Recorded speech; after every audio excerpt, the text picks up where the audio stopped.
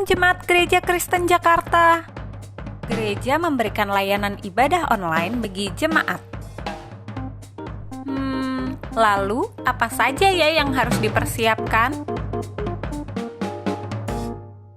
Pilihlah jam ibadahmu dan ikuti tepat waktu. Jangan sampai terlambat ya. Berpakaian rapi dan sopan, seperti kondisi jemaat akan pergi ke gereja. Siapkan Alkitab dan alat tulismu ya. Duduklah dengan posisi yang baik agar tetap fokus. Hindari untuk berbaring ataupun sambil melakukan kegiatan lain di rumah. Berdoalah secara pribadi untuk mempersiapkan hati kita mengikuti ibadah ya. Berpartisipasilah aktif dalam beribadah, seperti ajakan untuk berdiri atau duduk, menyanyikan pujian, dan mendengarkan firman Tuhan dengan tetap fokus. Persembahan dapat jemaat berikan melalui transfer ke rekening gereja lokal masing-masing ya. Ikutilah ibadah online sampai selesai. Mohon bimbingan orang tua untuk dapat mengajak anak merenungkan firman melalui ibadah online sekolah minggu.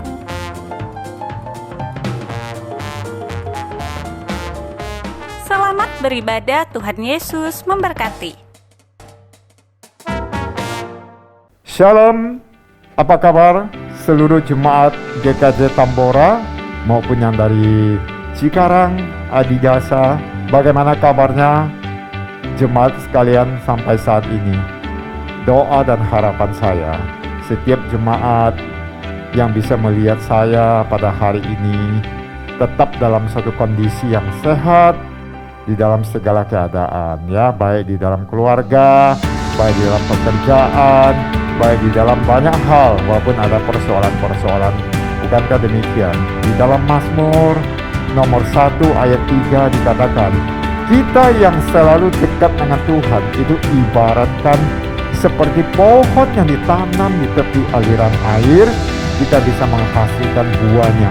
Artinya, iman kita kepada Tuhan itu tidak dipengaruhi oleh kondisi ataupun situasi, tetapi kita punya iman kepada Tuhan itu adalah konsisten karena Tuhan kita itu hidup. Nah, saya menghimbau jemaat yang di Tambora, Cikarang, di Adiasa, tetaplah semangat dan tetaplah mengandalkan Tuhan. Walaupun masa pandemi COVID ini belum berlalu, tetapi kita bersyukur sudah ada vaksin dan seterusnya. Kita tetap percaya semua masalah ini akan berlalu. Kita bisa kembali beraktivitas, terlebih lagi bisa beribadah secara onsite seperti sedia kala. Untuk itu, sementara saat ini kita kembali ibadah online dan saya mengucapkan selamat beribadah kepada Tuhan kita Yesus Kristus. Tuhan Yesus memberkati kita bersama. Shalom jemaat yang terkasih di dalam Tuhan. Apa kabar saudara semua hari ini? Saya berharap saudara semua dalam berkat dan anugerah Tuhan. Puji Tuhan, hari ini kita boleh bertemu kembali. Kita mau beribadah kepada Tuhan. Saya persilakan saudara boleh mempersiapkan hati dan pikiran saudara, seluruh keberadaan saudara untuk boleh beribadah kepada Tuhan. Mari kita datang dengan mengambil saat teduh di hadapan Tuhan.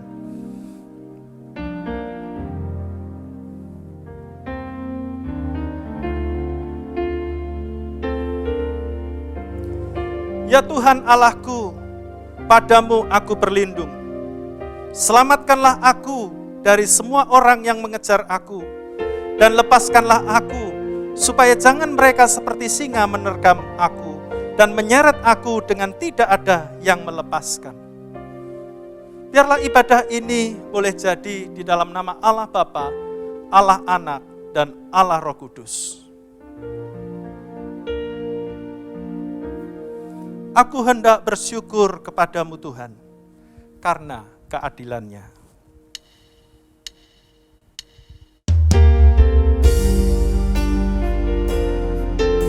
Kami berterima kasih kepadamu Tuhan, sebab keadilan-Mu membuat setiap kami boleh ada sampai hari ini.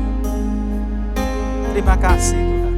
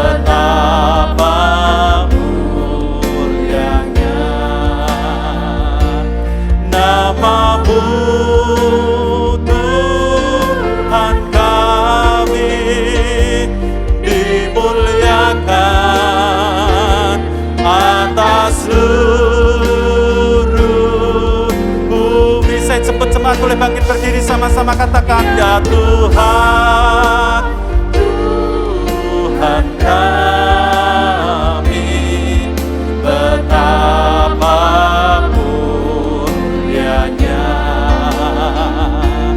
nama-Mu Tuhan kami, dimuliakan atas seluruh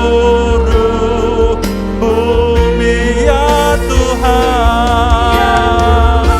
Angkat hatimu, angkat suaramu, sembah Tuhan. Betapa mulianya nama-Mu Tuhan kami, dimuliakan, dimuliakan, dimuliakan atas seluruh bumi, atas seluruh bumi.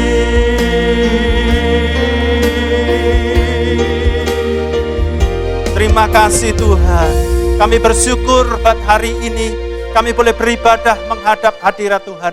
Kiranya Tuhan berkenan akan ibadah kami pada saat ini Tuhan. Kami persembahkan seluruh keberadaan kami ke dalam tangan Tuhan. Kami percaya Tuhan, Engkau hadir di dalam ibadah ini Tuhan. Sekalipun jemaat-Mu berada di rumah mereka masing-masing, tapi kami percaya Tuhan Engkau sanggup melawat mereka satu persatu. Yang lemah Tuhan berikan kekuatan, yang susah Tuhan berikan penghiburan, bahkan yang sakit Tuhan Engkau memberikan kepada mereka kesembuhan. Terima kasih Tuhan, terima kasih. Kami persembahkan ibadah ini dari awal, pertengahan hingga akhirnya ke dalam tangan pimpinan Tuhan. Di dalam nama Tuhan Yesus Juru Selamat kami berdoa, kami mengucap syukur. Semua yang siap dilawat Tuhan, mari katakan sama-sama, amin. Baik, bersama-sama dengan orang percaya di segala abad dan tempat, kita mau bersama-sama mengikrarkan pengakuan iman kita melalui pengakuan iman rasuli. Aku percaya kepada Allah, Bapa yang Maha Kuasa, Khalik langit dan bumi, dan kepada Yesus Kristus, anaknya yang tunggal Tuhan kita, yang dikandung daripada Roh Kudus, lahir dari anak darah Maria, yang menderita sengsara di bawah pemerintahan Pontius Pilatus, disalibkan, mati dan dikuburkan, turun ke dalam kerajaan maut. Pada hari yang ketiga, bangkit pula dari antara orang mati, naik ke surga, duduk di sebelah kanan Allah, Bapa yang Maha Kuasa. Dan dari sana ia akan datang untuk menghakimi orang yang hidup dan yang mati. Aku percaya kepada Roh Kudus, gereja yang kudus dan am, persekutuan orang kudus, pengampunan dosa, kebangkitan tubuh, dan hidup yang kekal. Amin. Jemaat dipersilakan duduk kembali.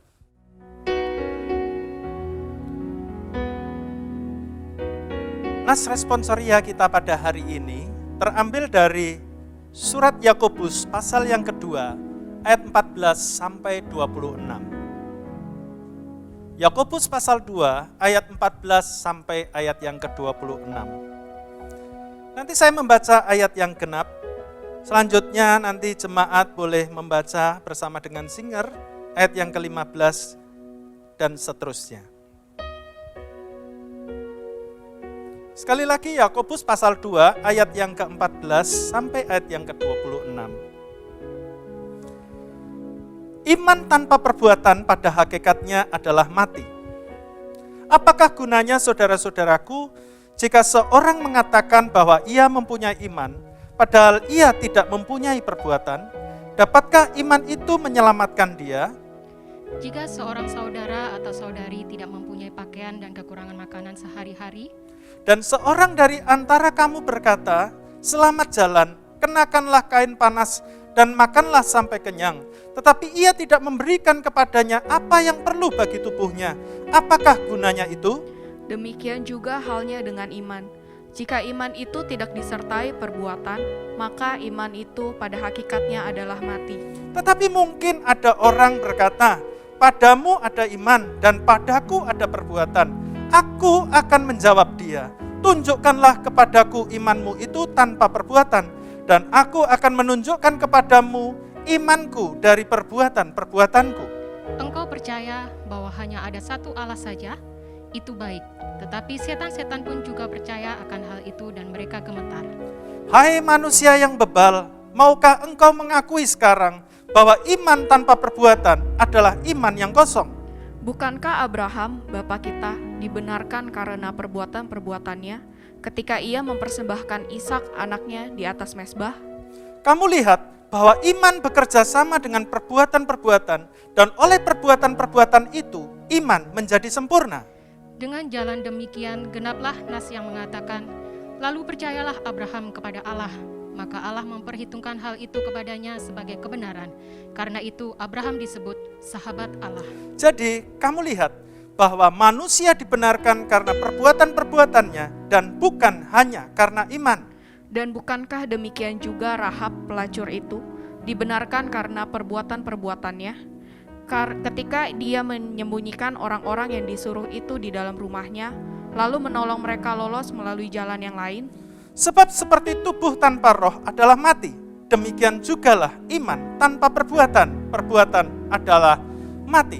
Yang berbahagia ialah mereka yang membaca, merenungkan firman Tuhan siang dan malam, serta melakukannya dalam kehidupan sehari-harinya. Kiranya saudara diberkati melalui firman Tuhan yang nanti akan diuraikan oleh hambanya.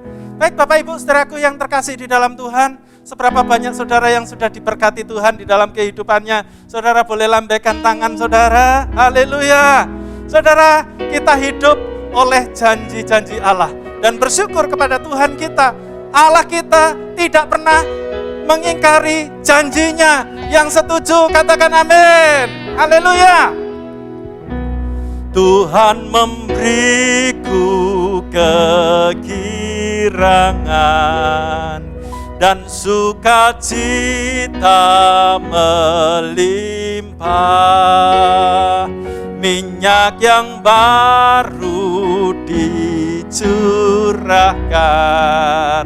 Haleluya, ku bersorak.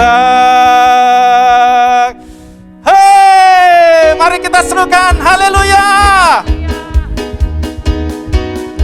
Tuhan berjanji, Tuhan menggenapi di dalam setiap kehidupan kita. Ku terima janji Allah bagi kaum Yehuda, umat yang berdoa, memuji dan menyembah. Inilah saat yang dinanti, firman Allah telah digenapi.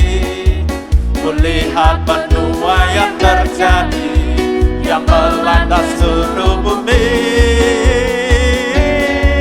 Tuhan memberiku kegirangan dan sukacita melimpah. Minyak yang baru dicurahkan. Haleluya, ku bersorak. Semua bersukacita, amin. Haleluya. Ku terima janji Allah, kaum Yehuda, umat yang berdoa, memuji dan menyembah. Inilah saat yang dinanti, firman Allah telah digenapi. Kulihat penuaian terjadi yang melanda seluruh bumi. Siap-siap saudara kata, Tuhan memberiku kegirangan dan sukacita melimpah. Minyak yang baru dicurahkan. Haleluya, ku bersorak. Tuhan memberiku kegirangan dan sukacita melimpah. Minyak yang baru dicurahkan. Haleluya, sekali lagi katakan, Tuhan memberiku kegirangan dan sukacita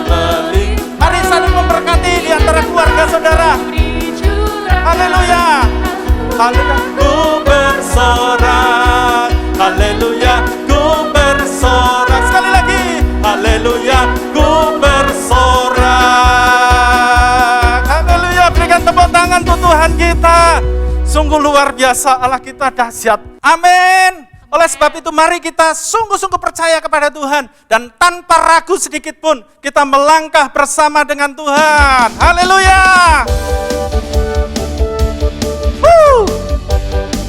Mari sorak-sorenya.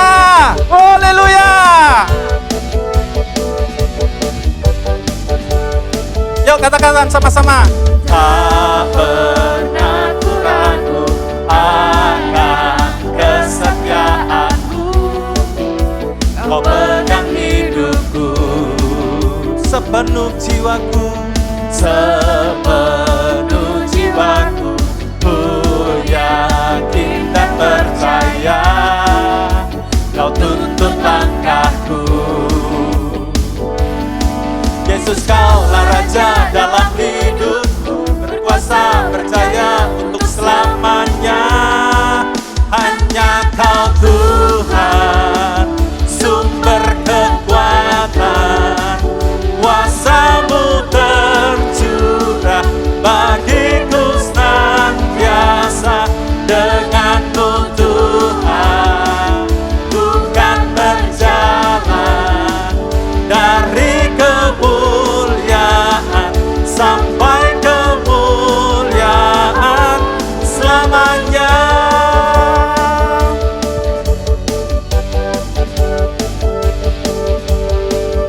Dengan segenap hati, mari kita akan sekali lagi. Tak pernah ku ragu akan kesetiaanmu. Kau pegang hidupku sepenuh jiwaku. Ku yakin dan percaya Kau tuntun langkahku. Yesus Kaulah Raja dalam hidupku, berkuasa berjaya untuk selamanya. Hanya Kau Tuhan, sumber kekuatan, kuasa-Mu tercurah bagiku senantiasa. Dengan-Mu Tuhan, ku kan berjalan dari kemuliaan sampai kemuliaan selamanya. Haleluya. Semua diberkati Tuhan, amin. Sebab kita melangkah bersama dengan Tuhan.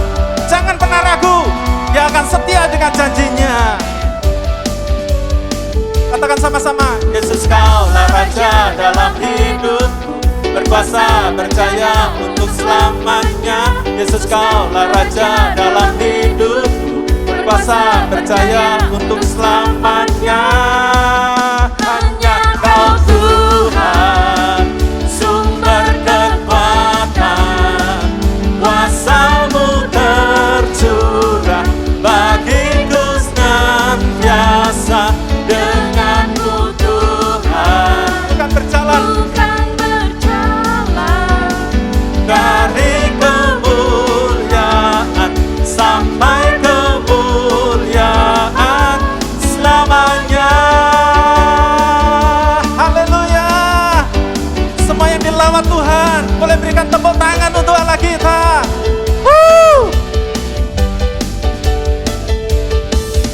Haleluya. Puji Tuhan. Kita akan mendengarkan firman Tuhan pada hari ini. Mari kita siapkan tanah hati kita yang terbaik untuk ditaburi oleh setiap benih firman Tuhan. Biar firman Tuhan tumbuh di dalam setiap hati kita dan kehidupan kita. Mari kita siapkan hati kita dengan sebuah pujian. Aku mengasihi Engkau Yesus.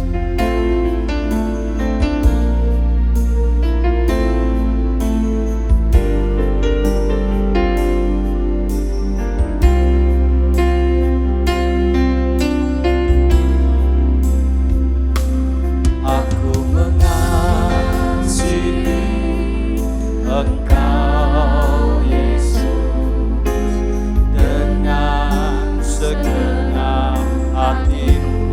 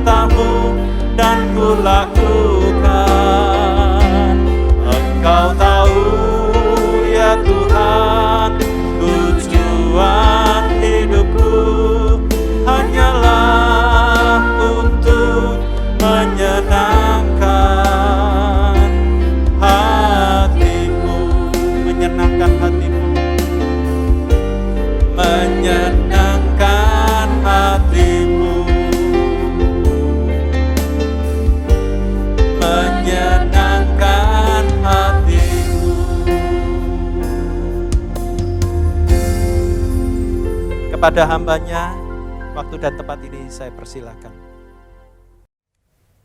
Mari kita sama-sama berdoa mempersiapkan hati kita. Ya Tuhan, kami bersyukur, berterima kasih hari ini kembali kami boleh bersama-sama beribadah, bahkan kami juga akan disapa dengan kebenaran firman-Mu.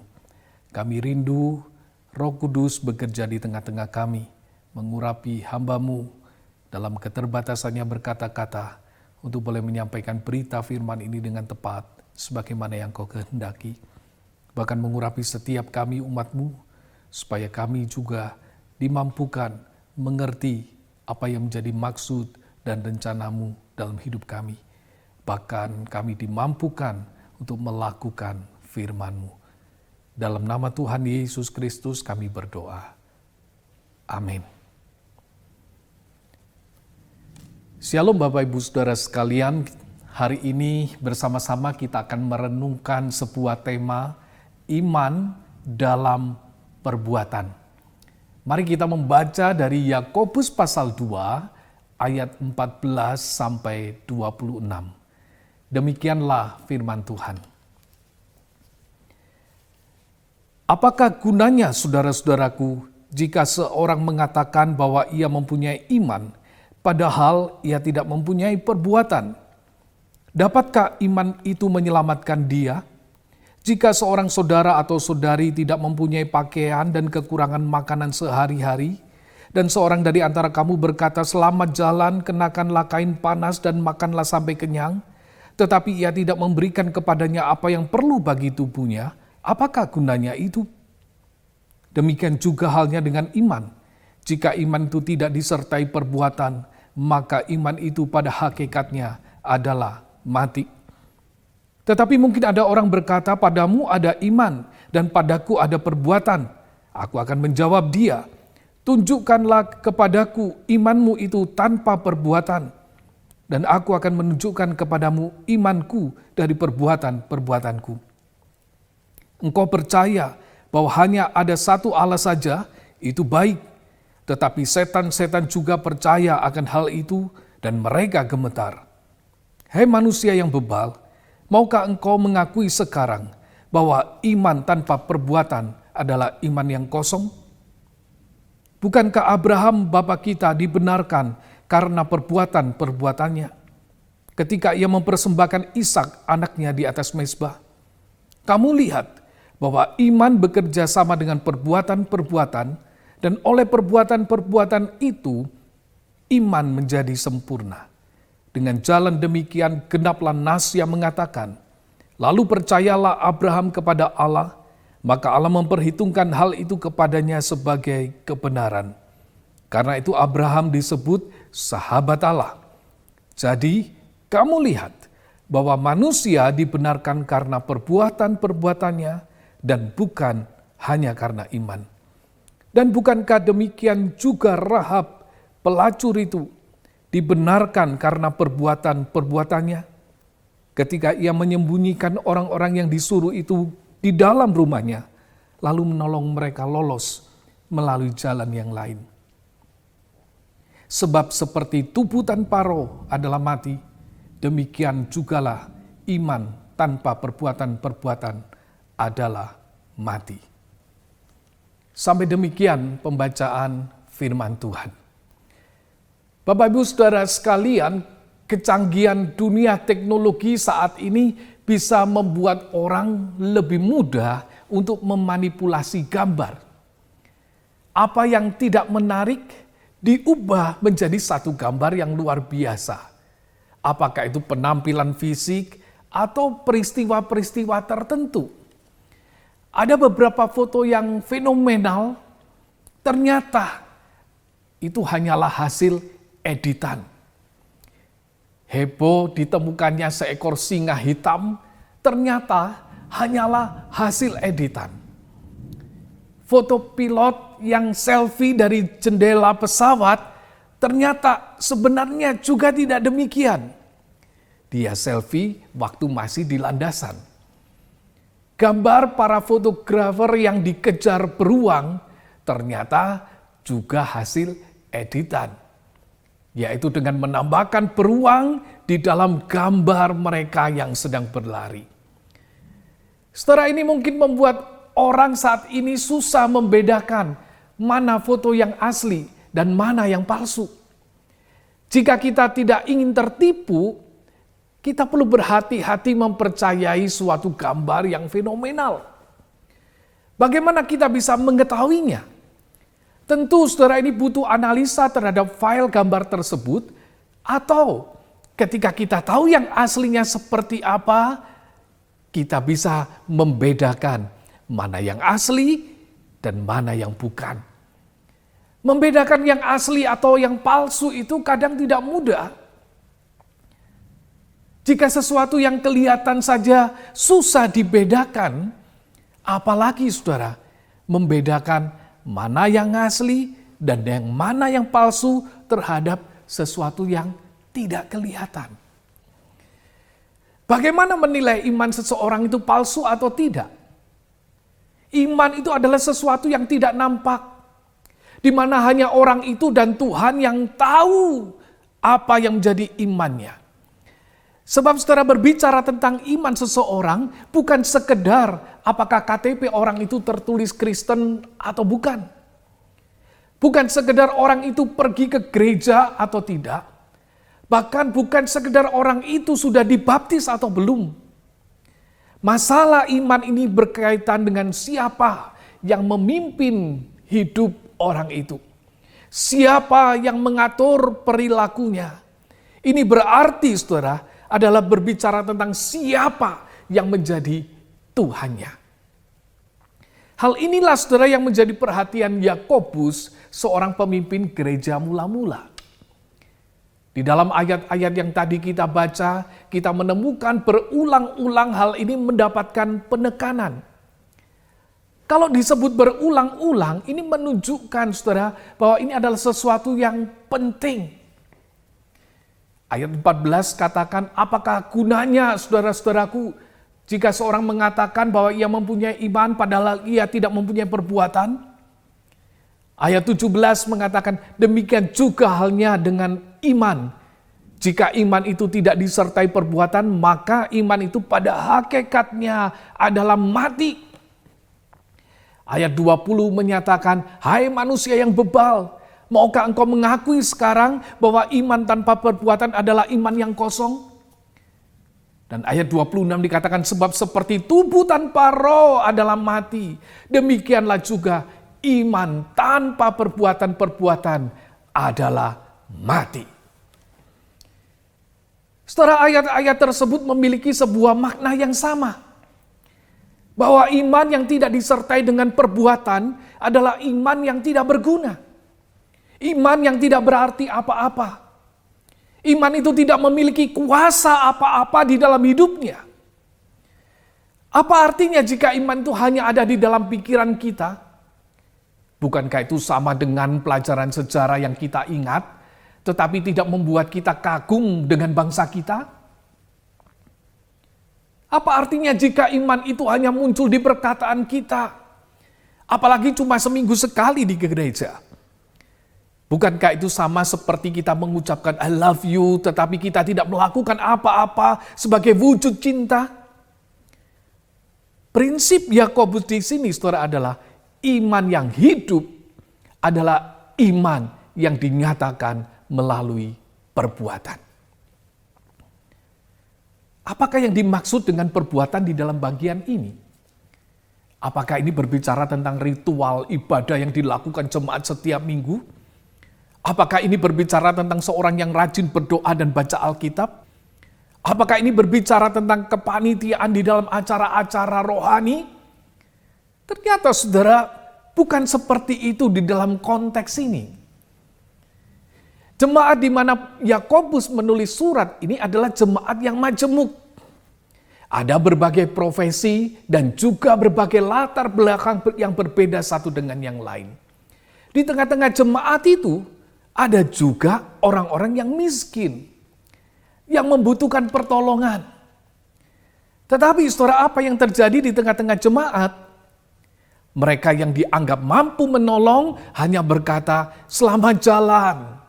kenakanlah kain panas, makanlah sampai kenyang. Tetapi ia tidak memberi apa-apa kepada orang itu.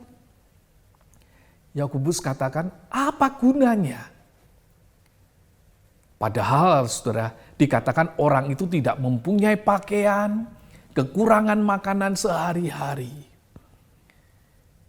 Salam yang disampaikan itu saudara, memang salam yang biasa dinyatakan oleh orang-orang Yahudi ketika berpisah.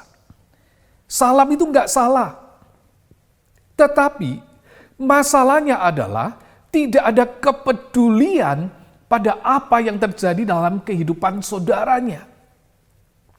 Iman itu harus dinyatakan di dalam tindakan kepedulian terhadap sesama. Jika tidak, itu tidak ada artinya. Yakobus memberikan contoh. Abraham itu disebut sahabat Allah. Mengapa? Karena ia menyatakan imannya di dalam perbuatan-perbuatannya. Ia taat pada apa yang Allah perintahkan. Tidak saja tokoh besar seperti Abraham, dicatat juga Rahab. Si pelacur itu dikatakan juga menyatakan imannya melalui perbuatannya. Dalam hal apa? Yaitu ketika ia menyambut orang asing dan menyelamatkan para pengintai Israel itu dari kejaran musuh. Dan dia dibenarkan karena perbuatannya. Tentu menjadi satu pertanyaan. Apakah berarti iman kita kepada Kristus itu tidak cukup? Apakah berarti kita diselamatkan itu adalah karena iman ditambah perbuatan? Saudara, bukan seperti itu maksud dari Yakobus ini. Keselamatan itu memang kita peroleh melalui iman kepada Kristus yang sudah mati dan bangkit bagi kita. Namun saudara, iman kepada Kristus itu seharusnya bukanlah iman yang mati. Iman itu dinyatakan melalui kepedulian terhadap sesamanya. Saudara, ini adalah karakter Kristus yang harusnya muncul di dalam kehidupan umat Tuhan.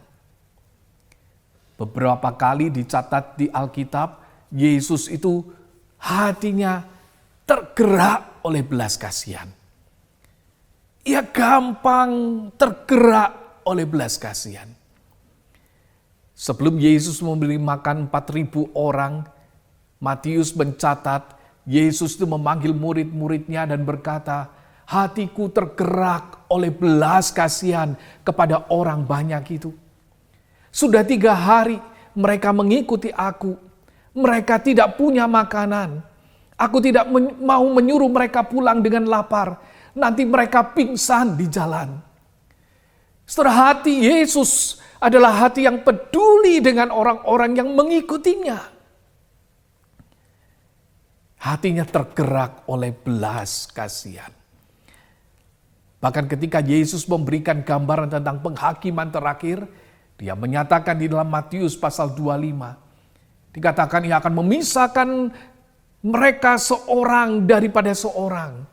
Seperti gembala itu memisahkan domba dari kambing. Ia akan menempatkan domba-domba di sebelah kanannya dan kambing-kambing di sebelah kirinya.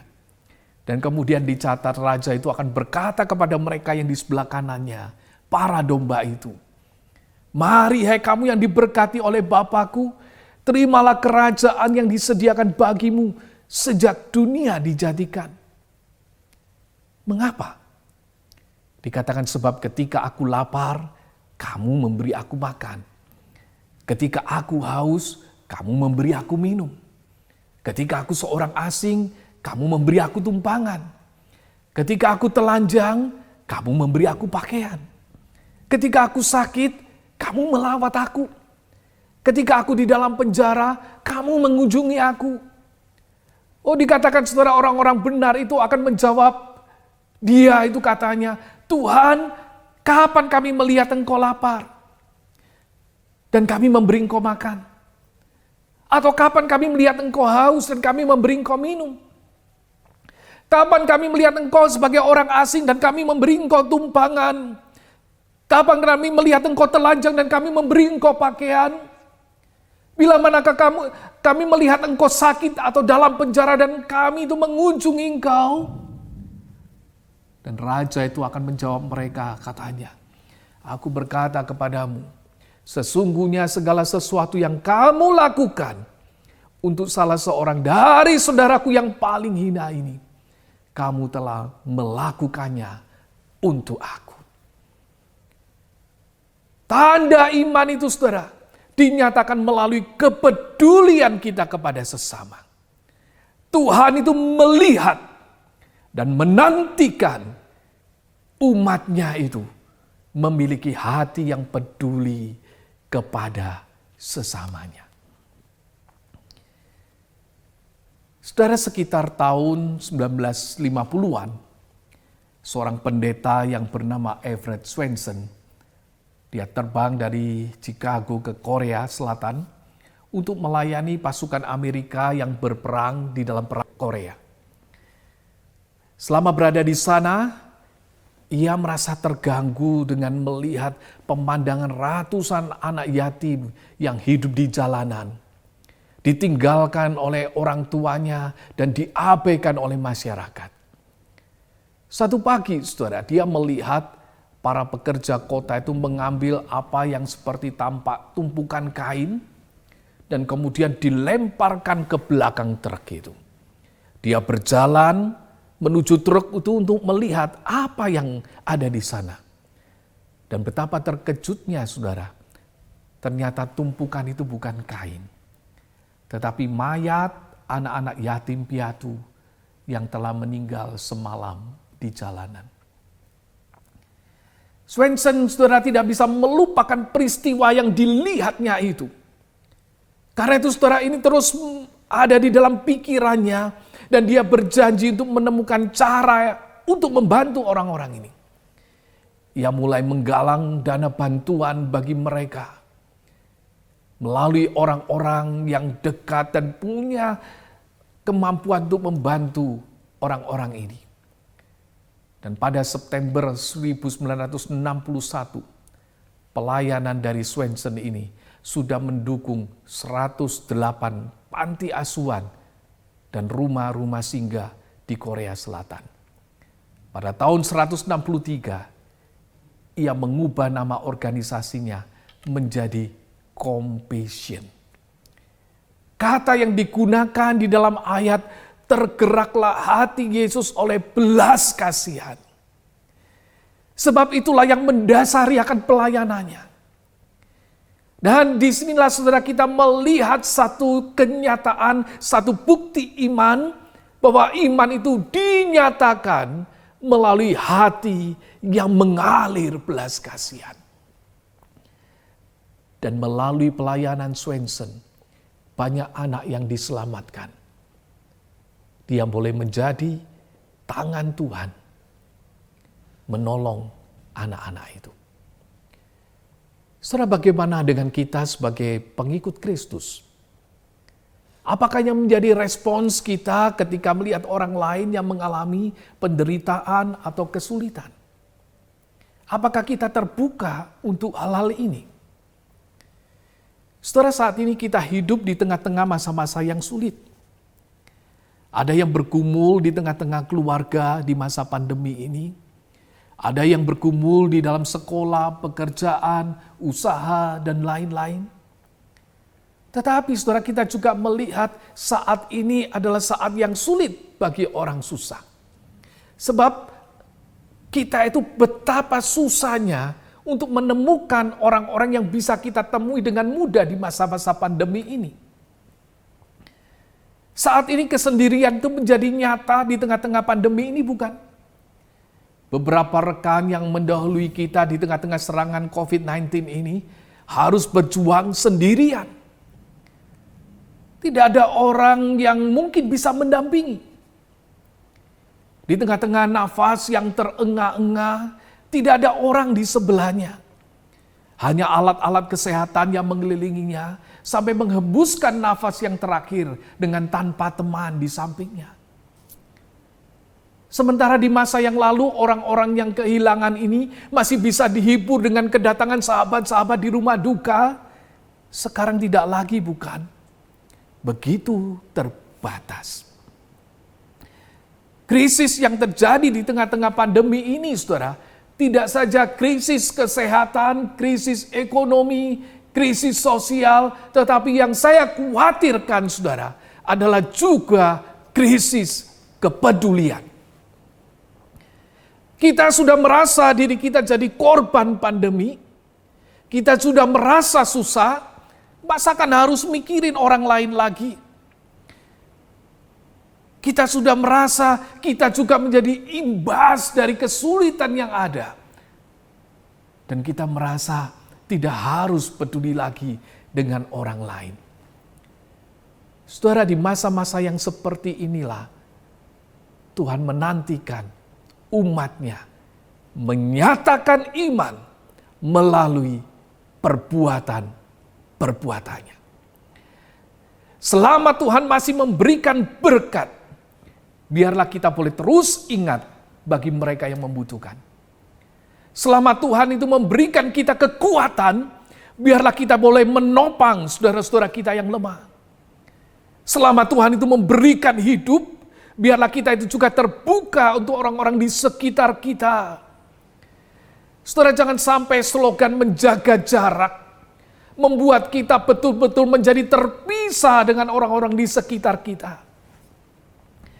Kita mungkin tidak bisa berdekatan secara fisik, tetapi marilah kita boleh tetap saling memperhatikan satu dengan yang lain. Di tengah-tengah situasi yang tidak mudah ini, yang terjadi di dalam kehidupan masyarakat kita, bahkan juga mungkin terjadi di tengah-tengah jemaat di mana kita sama-sama berbakti. Saudara dan saya dipanggil untuk menyatakan iman melalui kepedulian kepada orang-orang yang membutuhkan. Bukan sekedar menaikkan doa, tetapi juga boleh turun tangan untuk mereka.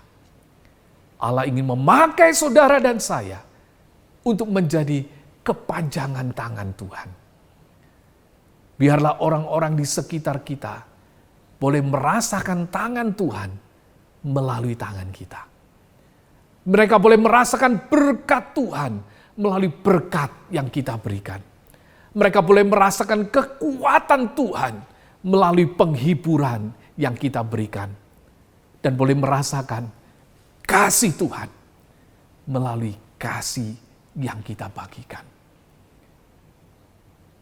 Kiranya Tuhan menolong saudara dan saya, supaya iman yang kita miliki boleh nyata dan sempurna melalui perhatian kita kepada orang-orang yang ada di sekitar kita. Amin.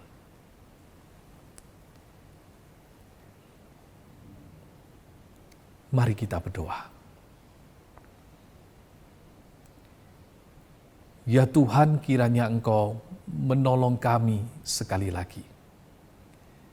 Kami yang kadang-kadang egois, kami yang kadang-kadang sibuk berpikir urusan kami sendiri. Kami yang kadang-kadang sibuk dengan apa yang nyaman bagi diri kami sendiri. Sampai-sampai kami lupa ada orang-orang yang Tuhan taruh di dekat kami. Dan mereka membutuhkan uluran tangan kami. Biarlah Tuhan kami terus boleh sadar bahwa Engkau menyelamatkan kami untuk kami boleh hidup memuliakan Engkau, menyatakan Engkau di tengah-tengah dunia ini. Pakailah kami, umat-Mu, boleh menjadi berkat di tengah-tengah lingkungan kami dimanapun kami berada. Biarlah orang-orang di sekitar kami boleh merasakan kehadiran Tuhan melalui kehadiran kami. Merasakan cinta Tuhan melalui cinta kami. Merasakan perhatian Tuhan melalui perhatian kami. bahkan boleh merasakan berkat Tuhan melalui berkat yang kami bagikan. Pakailah kami jadi umat yang boleh menyatakan iman dalam perbuatan kami. Dalam nama Tuhan Yesus Kristus, kami berdoa. Amin. Terima kasih, Tuhan memberkati saudara sekalian. Terima kasih kepada hamba-Nya yang sudah menyampaikan firman Tuhan. Biarlah kita semua yang sudah mendengarkannya, kita boleh melakukannya dengan segenap hati kita. Kita akan memberikan persembahan kita. Persembahan ini bisa saudara transfer melalui rekening dan juga dapat scan barcode yang tertera di layar monitor Bapak Ibu saudara sekalian. Sebelum kita memberikan persembahan, kita akan berdoa. Minta saudari Hani boleh berdoa untuk kita sekalian. Mari kita berdoa. Bapa, ucap syukur untuk kasih karunia Engkau dalam hidupnya setiap kami. Kami masih boleh ada di tempat ini semua karena kebaikan-Mu. Bapa, sebentar kami ingin memberikan persembahan yang boleh datang dari hati setiap kami. Biarlah persembahan ini boleh jadi persembahan yang harum di hadapan Engkau Tuhan, yang boleh dipakai untuk jadi berkat bagi orang-orang di sekitar kami. Terima kasih Allah yang baik. Kami serahkan persembahan ini dalam tangan-Mu. Hanya di dalam nama Tuhan Yesus kami berdoa dan mengucap syukur. Amin. Amin.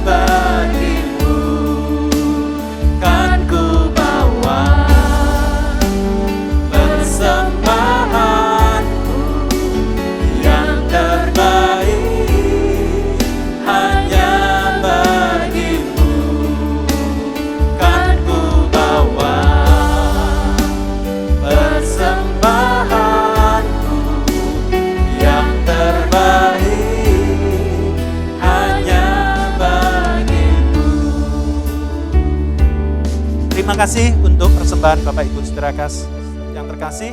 Tuhan Yesus memberkati saudara semua. Warta kita pada hari ini, kelas bimbingan pranikah Sinode Gereja Kristen Jakarta periode ke-19 akan diadakan pada hari Selasa 23 Maret 2021 pukul 19 waktu Indonesia Barat dengan tema Pernikahan dari Sudut Pandang Hukum, pembicara Bapak Jana Yusuf. Pertemuan kelas BPN akan dilangsungkan secara virtual melalui Zoom meeting.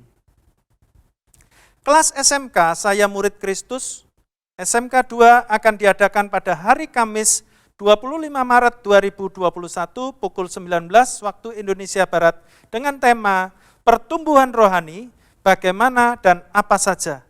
Peserta Room 1 dilayani oleh Pendeta Elisa Istianto, peserta Room 2 dilayani oleh Guru Injil Antoni Samusir.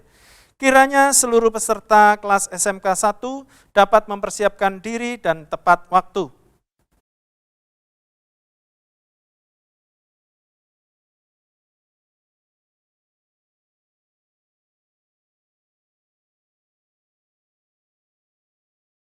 Baiklah, kita akan mengakhiri ibadah kita. Saya undang Bapak Ibu boleh bangkit berdiri dan kita menyanyikan doksologi.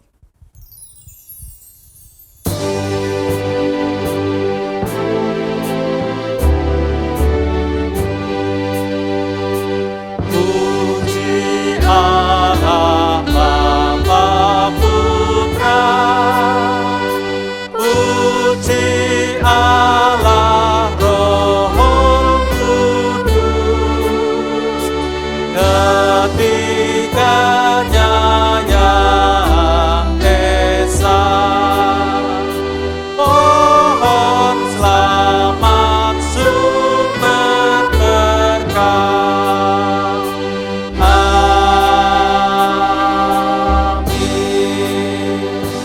Jemaat yang dikasihi oleh Tuhan, arahkanlah hatimu dan terimalah berkat Tuhan.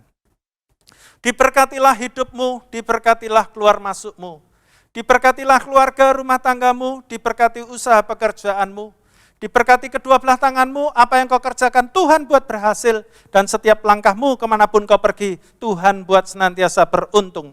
Dijauhkan kau dari segala macam mara bahaya, kecelakaan dan bencana, dijauhkan pula engkau dari segala sakit penyakit yang membahayakan jiwamu. Kiranya kasih karunia dari Allah Bapa yang sempurna, anugerah keselamatan hidup kekal dari Tuhan Yesus Kristus, kekuatan penghiburan pertolongan Allah Roh Kudus akan senantiasa menyertai Bapak Ibu Saudara sekalian, mulai dari saat ini sampai selama-lamanya. Amin.